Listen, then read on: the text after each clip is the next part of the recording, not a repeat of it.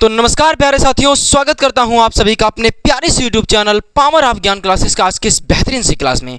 तो प्यारे साथियों, आज हम करेंगे जो कि सूरदास जी के द्वारा रचित है पद शीर्षक।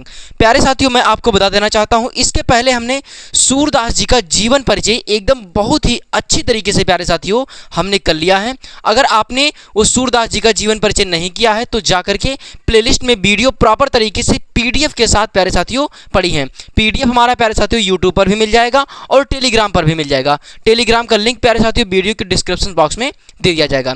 प्यारे साथियों, जो मैं आज पढ़ाऊंगा इसका भी पीडीएफ आपको यूट्यूब पर और टेलीग्राम पर दे दिया जाएगा। तो प्यारे साथियों, सबसे पहले हम देखते हैं कि हमें क्या दिया गया है। ये प्यारे साथियों एक पद्यांश है जो कि सूरदास जी द्वारा रचित पद शीर्षक का है, वो हमें दिया है।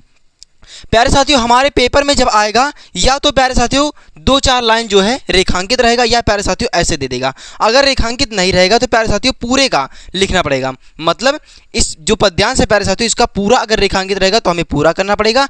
लेकिन फिलहाल मैं प्यारे साथियों पूरा कराऊंगा, क्योंकि हमारे पेपर में कहाँ से रेखांकित आ जाए हमें नहीं पता है।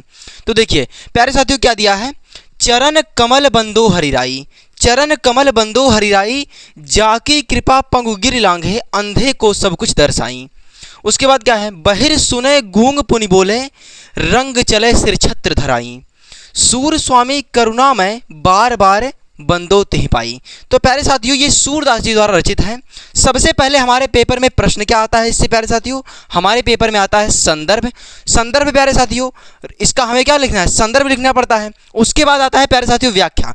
मैं आपको बता देना चाहता हूं कि व्याख्या प्यारे साथियों मैं लिख कर नहीं दूंगा, क्योंकि प्यारे साथियों मैं आपको बार बार इसके पहले बार हमने जो मित्रता चैप्टर का बनाया था उसमें ही बताया था कि व्याख्या प्यारे साथियों रटी नहीं जाती है, व्याख्या को समझी जाती है। अब प्यारे साथियों मैं आपको यहाँ पर एक एक वर्ड का मतलब इसे एक एक शब्द का मैं प्यारे साथियों आपको अर्थ बता दूंगा। आप प्यारे साथियों अगर आप चाहें तो अपनी किताब में वही किताब के पास उसके पास प्यारे साथियों आप चाहें उसका अर्थ लिख सकते हैं, जो कि प्यारे साथियों आपको याद रहेंगे। तो प्यारे साथियों मैं आपको बता देना चाहता हूं इसकी व्याख्या प्यारे साथियों मैं नहीं लिखाऊंगा, व्याख्या प्यारे साथियों मैं आपको मुंह से बोलकर बताऊंगा। आप प्यारे साथियों उसको समझिए। तो प्यारे साथियों हमने बताया कि संदर्भ सबसे पहले आता है, उसके बाद आती है व्याख्या। उसके बाद प्यारे साथियों इस पद्यांश से रिलेटेड हमें एक अन्य प्रश्न मिलता है।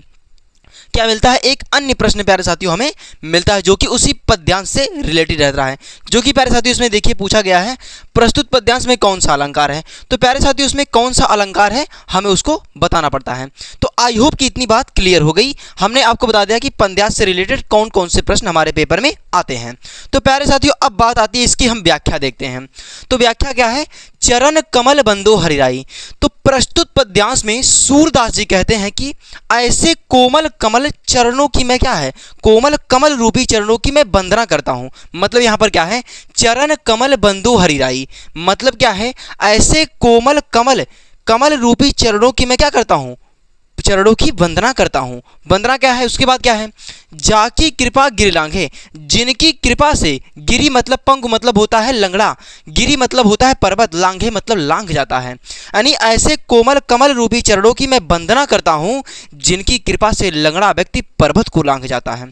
तो प्रस्तुत पद्यांश में सूरदास जी क्या कहते हैं कि सूरदास जी कहते हैं कि ऐसे कोमल कमल रूपी चरणों की मैं वंदना करता हूं, जाकी मतलब जिनकी, कृपा मतलब कृपा से, पंगु मतलब लंगड़ा व्यक्ति, पर्वत यानी गिरी मतलब पर्वत को लांघ जाता है।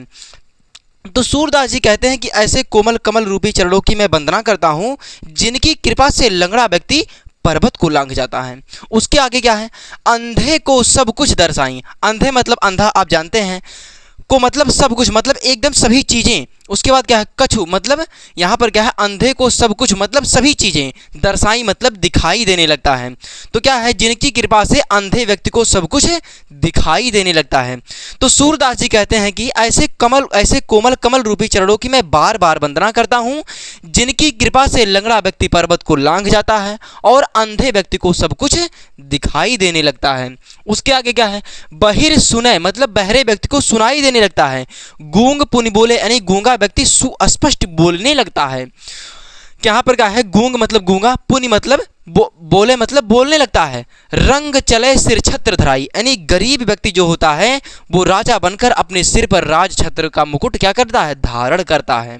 उसके बाद क्या है, सूर स्वामी करुणा में सूरदास जी कहते हैं कि ऐसे दयालु मतलब क्या है, सूर स्वामी करुणा में सूरदास जी कहते हैं कि ऐसे दयालु श्री कृष्ण की चरणों की मैं बार बार वंदना करता हूँ। यहाँ पर क्या है, बार बार बंदो ही पाई, इतनी मतलब बार बार इनके चरणों की मैं वंदना करता हूँ। तो एक बार फिर से देखिए क्या है इसका अर्थ।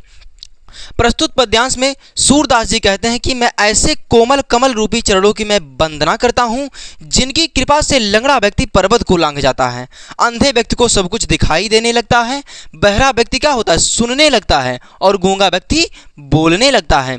उसके आगे कहा है कि रंग चले सिर छत्र धराई, यानी गरीब व्यक्ति जो होता है वो राज छत्र का धारण करता है, अपने सिर पर क्या होता है, राज मुकुट को धारण करता है। उसके बाद क्या है, सूर स्वामी करुणा में, और सूरदास जी कहते हैं कि ऐसे दयालु श्री कृष्ण के मैं चरणों की बार बार वंदना करता हूं। तो प्यारे साथियों, हमने आपको इसका व्याख्या बता दिया। आई होप कि आपको व्याख्या समझ में आ गया होगा। मैंने प्यारे साथियों 2-3 बार आपको व्याख्या बता दिया।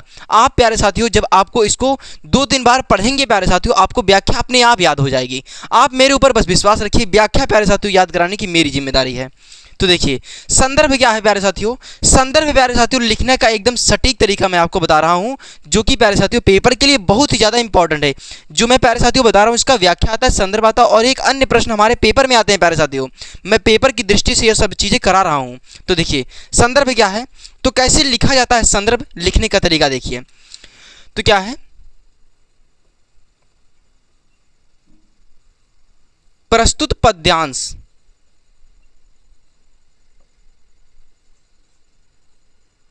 प्रस्तुत पद्यांश हमारी पाठ्य पुस्तक, हमारी पाठ्य पुस्तक।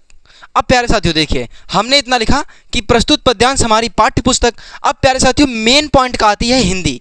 अब हिंदी को प्यारे साथियों इसको आप पेपर में नीले पेन से लिखिएगा। अब जब मेन पॉइंट आ गया हिंदी, हिंदी को प्यारे साथियों आप काले पेन से लिख लीजिएगा। तो क्या है, प्रस्तुत पद्यांश हमारी पाठ्य पुस्तक हिंदी काव्यखंड,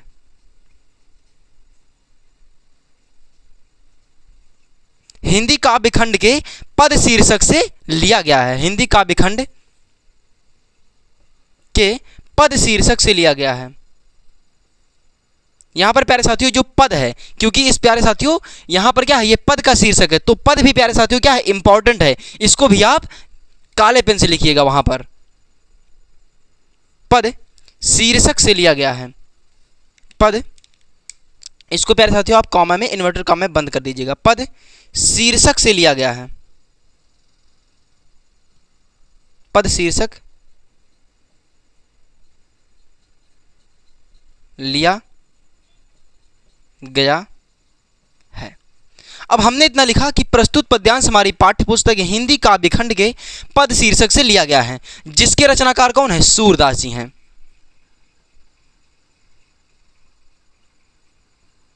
जिसके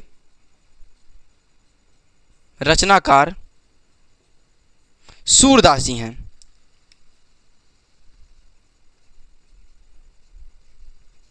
सूरदास जी हैं।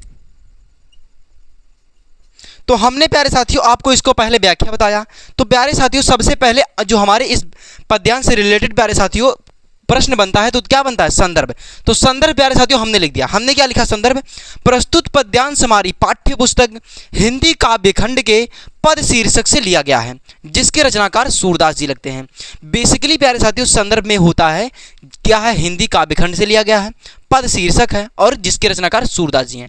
इतनी चीजें प्यारे साथियों आपको क्या लिखना है, पेपर में काले पेन से लिखना है। और जो प्यारे साथियों ये क्या है, प्रस्तुत पद्यांश हमारी पाठ्य पुस्तक शीर्षक से लिया गया, ये सब प्यारे साथियों आप नीले पेन से वहां पर लिखिएगा। तो प्यारे साथियों आई होप कि ये आपको चीजें समझ में आ गई होंगी, संदर्भ। अब जो हमारे ये पद्यांश से प्यारे साथियों एक अन्य प्रश्न बनता है, वो उसको हम देख लेते हैं। तो अन्य प्रश्न क्या है, प्रस्तुत पद्यांश में कौन सा अलंकार है। मतलब ये जो पद्यांश है प्यारे साथियों, इसमें कौन सा अलंकार है। प्यारे साथियों अभी आप अलंकार नहीं पढ़े होंगे, लेकिन प्यारे साथियों मैं आपको अलंकार व्याकरण का भी पोर्शन में प्यारे साथियों आपको पढ़ाऊंगा।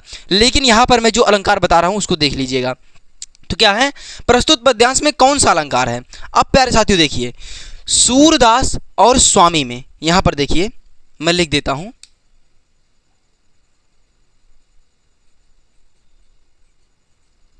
सूरदास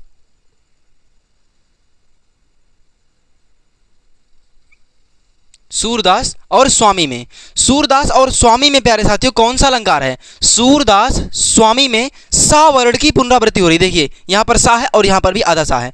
तो प्यारे साथियों सूरदास और स्वामी में सा वर्ण की पुनरावृत्ति हो रही है, यानी सा 2 बार आ रहा है। तो यहाँ पर कौन सा अलंकार होता है? अनुप्रास अलंकार होता है। जब एक वर्ण की आवृत्ति बार बार होती है तो वहां पर क्या होता है? अनुप्रास अलंकार होता है। तो यहां पर क्या है? सूरदास स्वामी में सा वर्ण की पुनरावृत्ति हो रही है, सा वर्ण की पुनरावृत्ति हो रही है,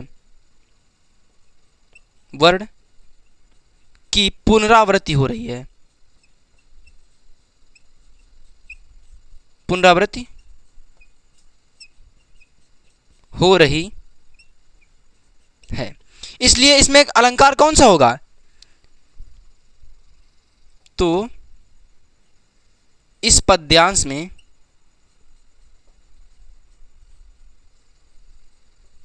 अनुप्रास अलंकार होगा।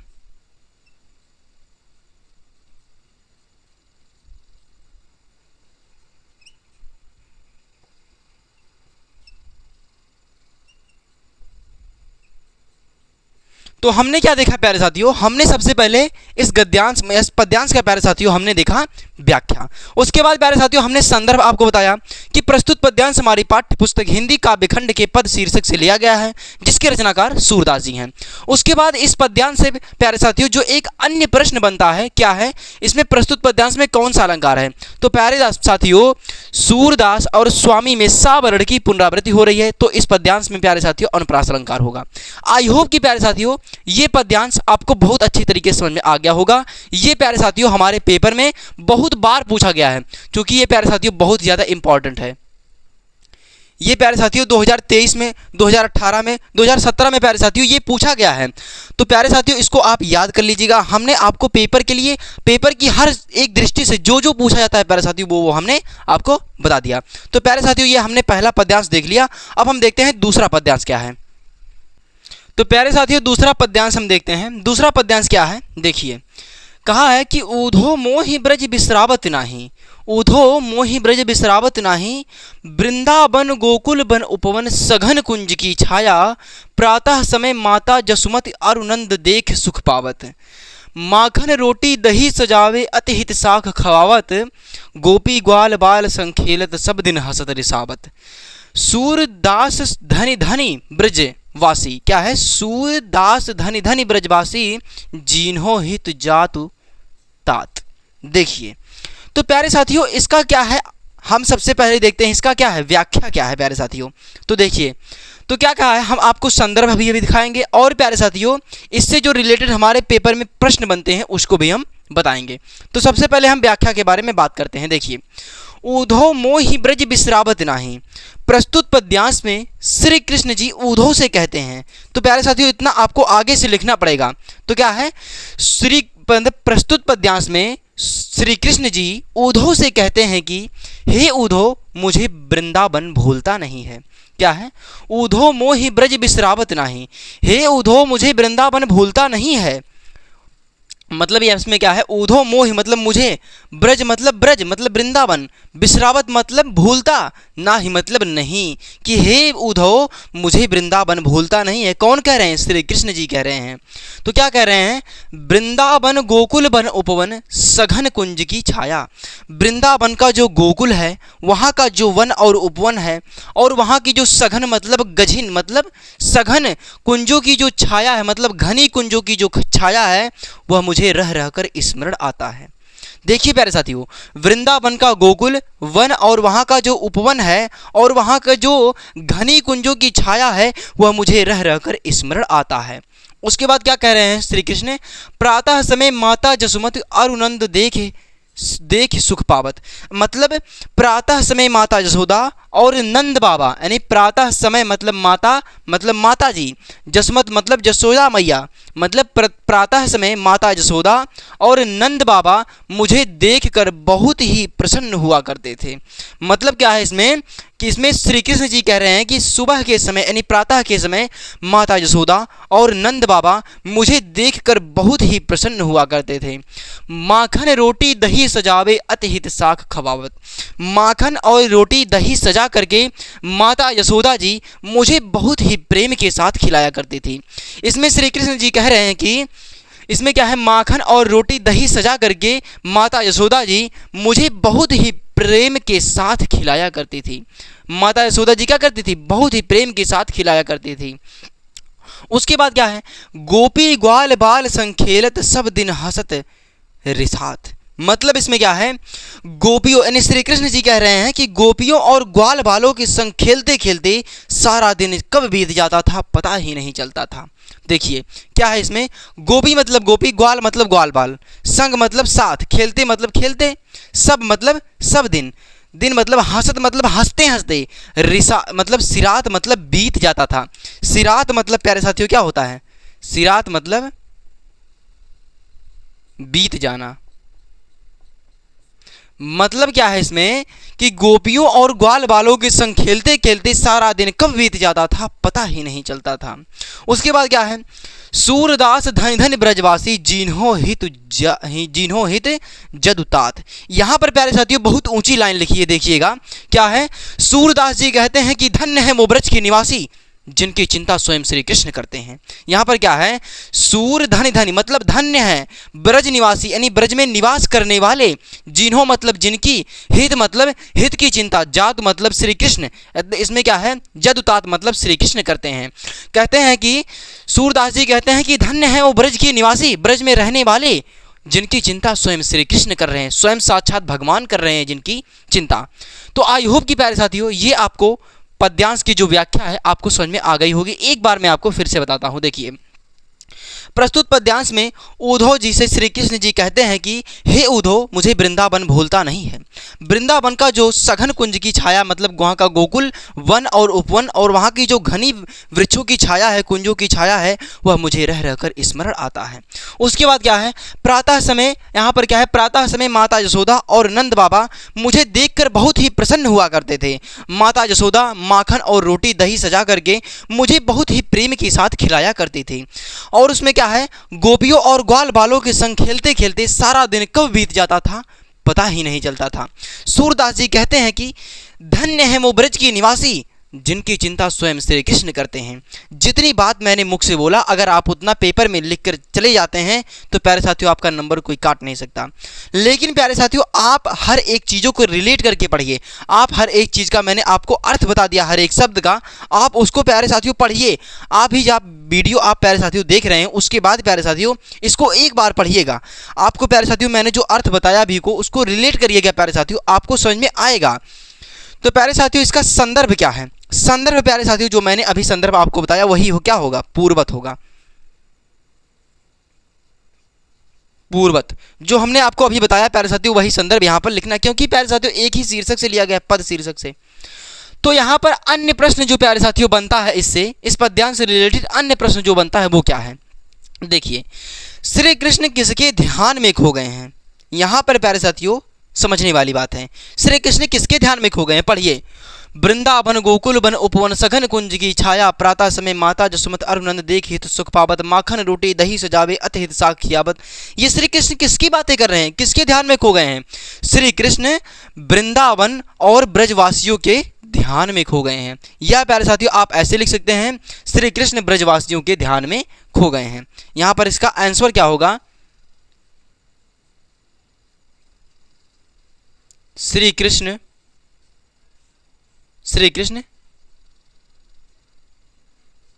ब्रजवासियों,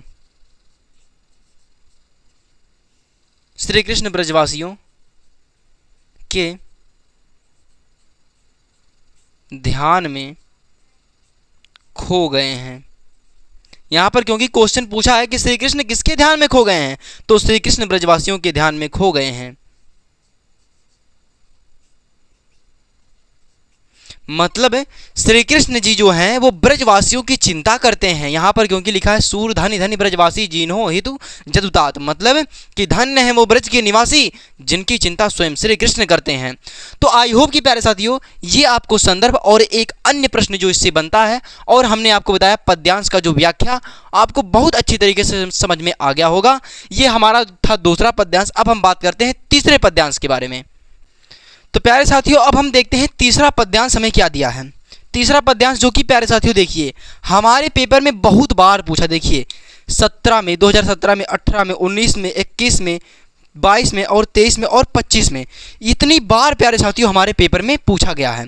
तो देखिए क्या है, उधो मन न भय 10-20, मतलब क्या है, एक हूँ तो गयो श्याम संग को अवराधे ईस, इंद्र शिथल भय केशव बिन ज्यों दिन बिन शीस, आशा लग रहित तन श्वासा जीव ही कोट बरीस, तुम तो सखा स्वाम सुंदर के सकल जोग के ईस, सूर हमारे नंद बिन और नहीं जगदीश।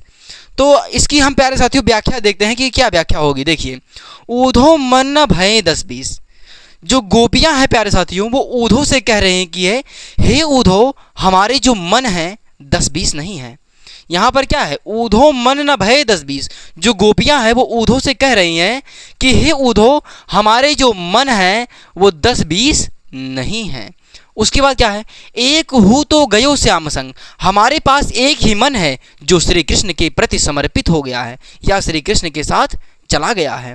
तो क्या है, एक हूँ तो गयो श्याम संग, हमारे पास एक ही मन है जो श्री कृष्ण के प्रति समर्पित हो गया है या श्री कृष्ण के साथ चला गया है। को अपराधे ईस, अब तुम ही बताओ हम किसकी आराधना करें, हमारे पास एक ही जब मन था और वो श्री कृष्ण के साथ चला गया, अब तुम ही बताओ हम किसकी आराधना करें, अपराधे मतलब आराधना करें। उसके बाद क्या है, इंद्र शिथल भय केशव बिन ज्यों दिन बिन शीस, मतलब क्या कहती हैं स्त्रियां यानी गोपियां जो कहती हैं कि हमारा जो इंद्रियां हैं वो श्री कृष्ण के बिना निर्जीव हो गई हैं यानी निष्क्रिय हो गई हैं, बिना काम की हो गई हैं। तो गोपियां ऊधो से कहती हैं कि इंद्र शिथल भई केशव दिन, कि हमारा जो इंद्रियां हैं, हमारी जो इंद्रियां हैं वो श्री कृष्ण के बिना निष्क्रिय हो गई हैं यानी निर्जीव हो गई हैं। ज्यों दिन बिन शीस, यानी जिस प्रकार से बिना सर के शरीर हो जाता है उसी प्रकार से हमारी इंद्रियां क्या हो गई हैं, निष्क्रिय हो गई हैं। उसके बाद क्या है, आशा लग रहित तन श्वासा जीव ही कोट बरीस, गोपियां ऊधो से कहती है कि हमें यह आशा लगी रहती है कि एक ना एक दिन श्री कृष्ण हमसे मिलने जरूर आएंगे। यहाँ पर क्या है, आशा लग रहित तन श्वासा, यानी हमें यह आशा लगी रहती है कि एक ना एक दिन श्री कृष्ण हमसे मिलने जरूर आएंगे। जीव ही कोटि बरीस, इसलिए अभी तक हमारे शरीर में क्या है, सांसें चल रही हैं। कौन कह रहा है, गोपियाँ कह रही हैं। उसके बाद गोपियाँ ऊधो से कहती हैं कि तुम तो सखा श्याम सुंदर के सकल जोग के ईस, तो गोपियाँ ऊधो से कहती हैं कि तुम तो सखा माने मित्र हो, श्याम माने श्री कृष्ण के। तो गोपियाँ ऊधो से कहती हैं कि हे ऊधो तुम तो श्री कृष्ण के मित्र हो, तुम तो उनको मुझसे मिला सकते हो।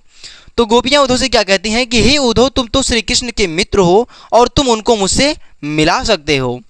सूर हमारे नंद बिन और नहीं जगदीश, गोपियाँ ऊधो से कहती हैं कि हे ऊधो तुम तो जानते ही हो कि हमारे श्री कृष्ण के अलावा और कोई जगदीश नहीं है।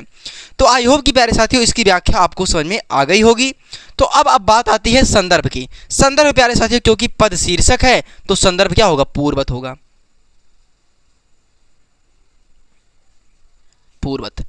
अब बात आती है प्यारे साथियों एक अन्य प्रश्न की। अन्य प्रश्न क्या है, ऊधो जी मथुरा से गोकुल क्यों आए। तो ऊधो जी जो हैं वो मथुरा से गोकुल इसलिए आए थे गोपियों को क्या है, मिलन का संदेश देने के लिए। ये है प्यारे साथियों, तो यहां पर लिखिएगा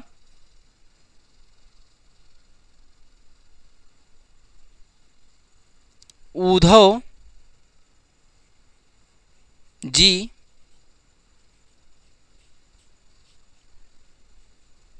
मथुरा से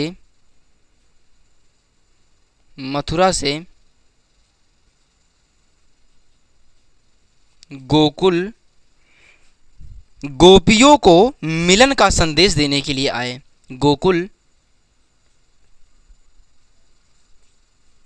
गोपियों को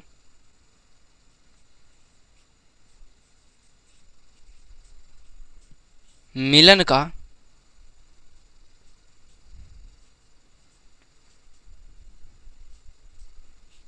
संदेश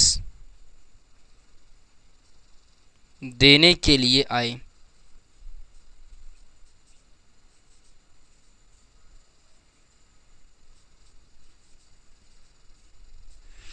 तो हमें क्या कह रहा था, हमें कहा था कि ऊधो जी मथुरा से गोकुल क्यों आए, मतलब मथुरा में वो थे तो वहाँ से मथुरा से गोकुल में क्यों आए, तो उद्धव जी मथुरा से गोकुल गोपियों को मिलन का संदेश देने के लिए आए थे। तो मतलब जो उद्धव जी थे वो गोकुल से मथुरा, मतलब मथुरा से गोकुल जो है वो गोपियों को मिलन का संदेश देने के लिए आए थे।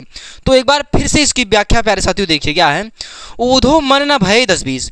तो उद्धव जी मतलब जो गोपियां हैं वो उद्धव से इसे कह रही हैं कि हे उद्धव, हमारे जो मन है वो 10-20 नहीं है, हमारे पास एक ही मन था जो श्री कृष्ण के प्रति समर्पित हो गया है या श्री कृष्ण के साथ चला गया है। उसके बाद क्या है, को अपराधे ईस, अब तुम ही बताओ हम किसकी आराधना करें, हमारी इंद्रियां श्री कृष्ण के बिना निष्क्रिय हो गई हैं, यानी क्या हो गई हैं, निर्जीव हो गई हैं, जिस प्रकार से बिना सर के शरीर हो जाता है। उसके बाद आशा लग रहित तन सासा जीव ही कोटि बरीस, हमें यह आशा लगी रहती है कि एक ना एक दिन श्री कृष्ण हमसे मिलने के लिए जरूर आएंगे। कौन कह रही हैं, गोपियाँ कह रही हैं, इसीलिए हमारे शरीर में अभी तक सांसें चल रही हैं। तुम तो सखा श्याम सुंदर के सकल जोग के ईस, गोपियां उद्धव से कहती हैं कि हे उद्धव, तुम तो श्री कृष्ण के मित्र हो, तुम तो उनको मुझसे मिला सकते हो।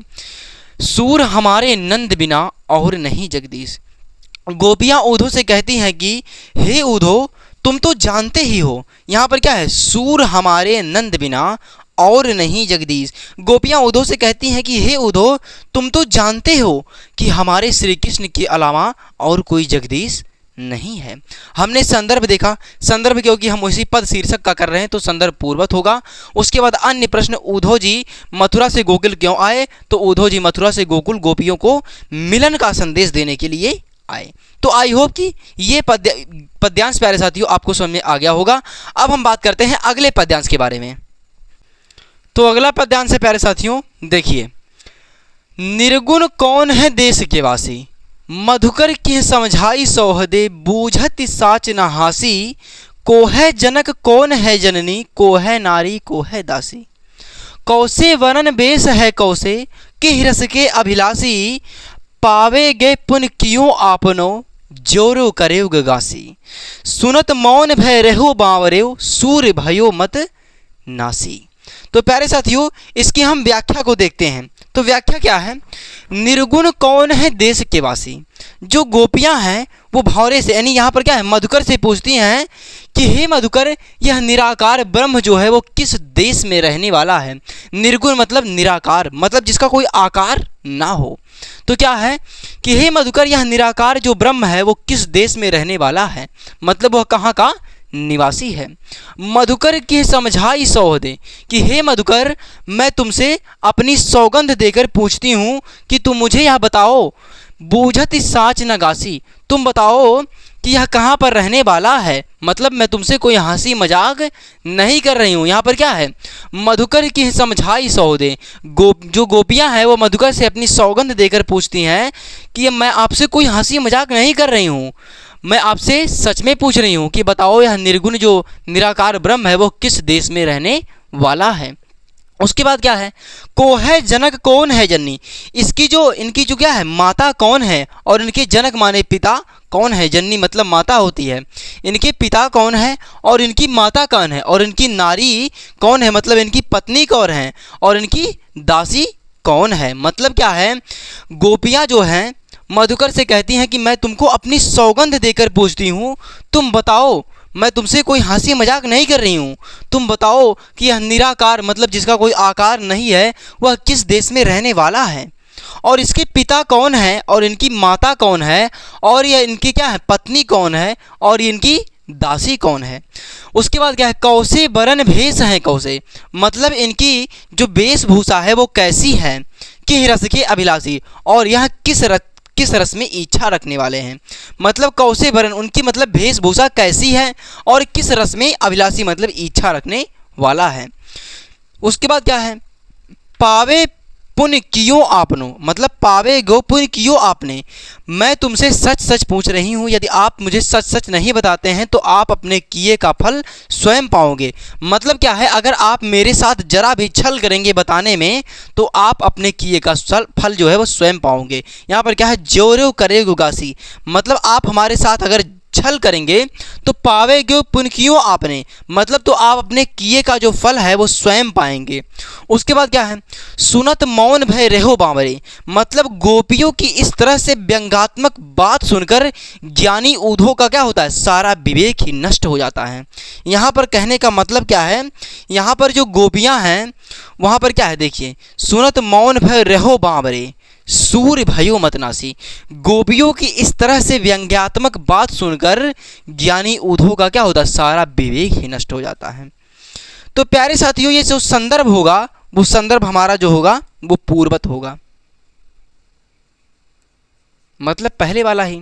मधुकर शब्द किसके लिए प्रयुक्त हुआ है, मधुकर शब्द जो है वो भंवरे के लिए प्रयुक्त हुआ है।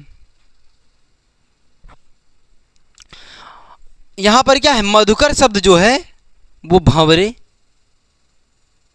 के, मतलब यहां पर क्या है, मधुकर शब्द का अर्थ क्या है, तो आप बेसिकली लिख सकते हैं भंवरा। यहां पर बेसिकली लिख दीजिएगा भंवरा है, मतलब मधुकर शब्द का अर्थ जो है वो भंवरा है, यहां पर लिख लीजिएगा भंवरा। अगर ऐसा पूछा होता कि मधुकर शब्द किसके लिए प्रयुक्त हुआ है, तो मधुकर शब्द भंवरे के लिए प्रयुक्त हुआ है। तो उसके बाद क्या है, सौह एवं साँच शब्दों का अर्थ बताइए। सौह मतलब होता है सौगंध,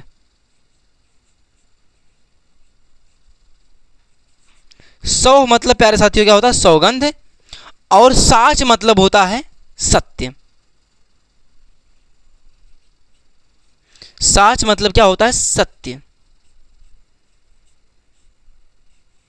तो यहां पर क्या है, सौह एवं सौगंध, मतलब यहां पर क्या है, सौह एवं साच शब्दों का जो अर्थ है वो उसको लिखिए। तो हमने लिख दिया, सौह मतलब होता है सौगंध और साच मतलब होता है सत्य।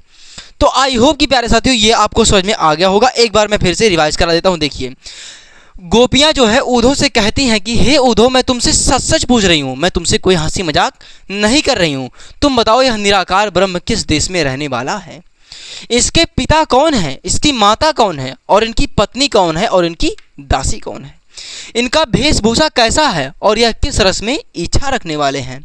पावेगे पुण्य कियो आपने, गोपियां जो हैं कहती हैं कि मैं तुमसे सच सच पूछ रही हूं, अगर आप मेरे साथ जरा भी छल करेंगे तो आप अपने किए का फल जो है वो स्वयं पाओगे। उसके बाद क्या है, सुनत मौन भय रहो बावरे सूर भयो मतनासी, मतलब गोपियों की इस तरह से व्यंग्यात्मक बात सुनकर ज्ञानी ऊधों का सारा विवेक क्या होता है, नष्ट हो जाता है। तो यहाँ पर जो संदर्भ है, क्योंकि हम पद शीर्षक का देख रहे हैं तो संदर्भ पूर्वत होगा। मधुकर शब्द भंवरा, मतलब मधुकर का अर्थ क्या है, भंवरा है। सौह मतलब होता है सौगंध, साच मतलब होता है सत्य। तो प्यारे साथियों, ये जो था हमारे पेपर में 2014 में, 17 में, 19 में, 23 में और 25 में प्यारे साथियों पूछा गया है। मतलब ये लगातार हमारे पेपर में पूछा जा रहा है। तो प्यारे साथियों 2026 में भी ये आने का पूरा चांस है। तो प्यारे साथियों आप हर एक चीज़ को बहुत अच्छी तरीके से देखिए, और प्यारे साथियों इसका जो अर्थ है, नहीं व्याख्या जो इसकी है प्यारे साथियों, उसको आप समझें। रटने की कोशिश बिल्कुल ना करें, क्योंकि प्यारे साथियों एक दो नहीं है कि आप रट के याद कर लेंगे। बहुत सारे प्यारे साथियों पद्यांश और गद्यांश हमें देखने पड़ेंगे, जिनका प्यारे साथियों हमें जो इसका व्याख्या है वो याद करना संभव नहीं है प्यारे साथियों। बस उसको आप समझ सकते हैं और समझ के अपने भाषा में प्यारे साथियों पेपर में लिखेंगे। तो प्यारे साथियों आज की क्लास को यहीं तक रखते हैं।